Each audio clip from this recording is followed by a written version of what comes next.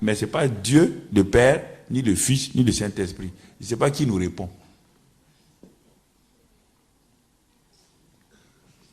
On dit oui, mais pasteur, mais David a dit, mais je vous ai dit, David a dit que tous ses ennemis, que Dieu n'a qu'à monter sur ses chevaux pour faire, ça c'est David. David était sous l'ancienne alliance, il n'était pas dans le Nouveau Testament. Où est-ce que vous avez vu Jésus faire ça? Notre modèle c'est le Nouveau. L'Ancien Testament c'est l'ombre. Nous pouvons nous en inspirer pour arriver à la réalité. Mais nous ne pouvons pas vivre selon l'Ancien Testament parce que personne n'a pu vivre selon l'Ancien Testament. Qui? Personne.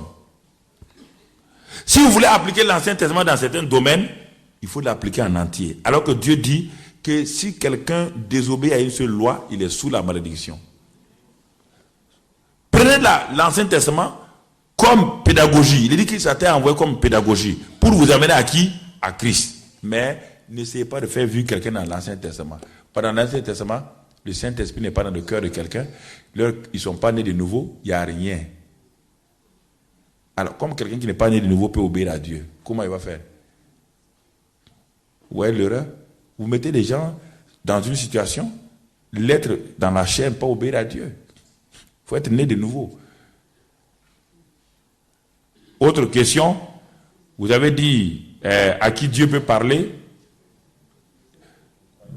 Dieu peut parler à tout le monde. Dieu parle aux païens. Job 33 dit, Dieu parle tantôt d'une manière, tantôt d'une autre. On n'y prend point garde. La plupart d'entre vous, avant d'être convertis, Dieu vous a parlé combien de fois? Quelqu'un va me dire que Dieu n'a jamais parlé avant d'être converti? Dieu vous a parlé? Vous me regardez comme ça là. Quand vous dites que le diable vous a parlé, le diable vous a parlé comment? Il est venu en personne vous parler? Pourquoi vous êtes sensible à la voix du diable et vous n'êtes pas sensible à la voix de Dieu? Pourquoi tout le temps vous parlez du diable?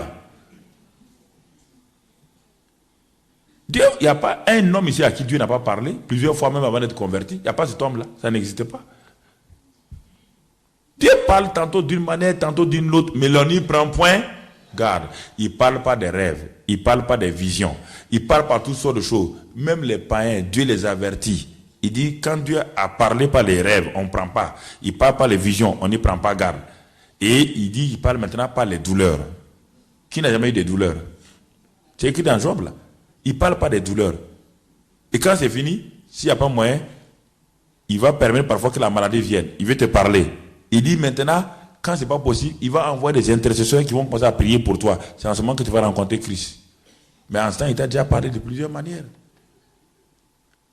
Même les païens savent que Dieu leur parle. Quand ils se rêvent de certains sommeils, ils savent que Dieu leur a parlé, mais ils refusent.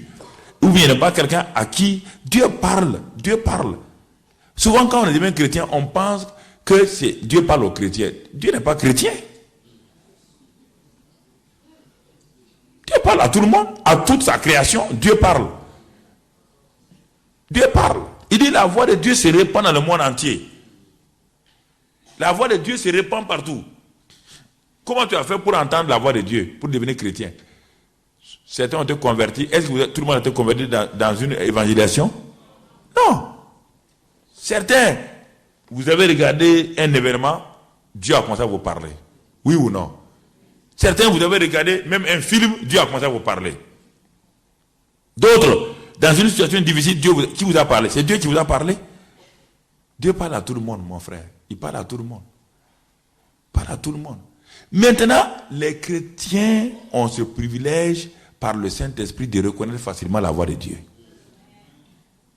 C'est ça notre seule facilité par rapport aux païens. Parce que quand Dieu parle aux païens, le païen court vers qui? Féticheur. Mais quand Dieu parle aux chrétiens, il court vers qui?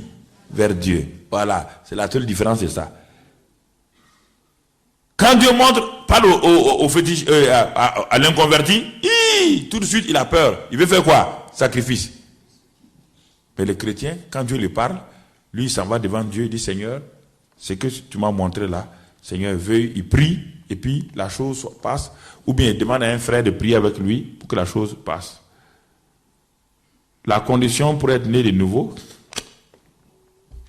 c'est simplement, dans Romains 10, 17, il est dit que si tu crois dans ton cœur que Jésus est le Sauveur, si tu confesses ta bouche qu'il est Seigneur, donc tu seras sauvé. Ça, c'est les deux conditions principales. Croire dans son cœur et proclamer par sa bouche. Croire dans son cœur que d'abord Jésus est l'agneau de Dieu qui a pris tes péchés et qui par le sang nous a réconciliés avec Dieu, qui est devenu péché pour toi afin que tu puisses